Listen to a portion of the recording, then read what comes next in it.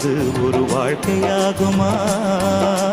கண்கள் இல்லாமலே ஒரு காட்சி தோன்றுமா?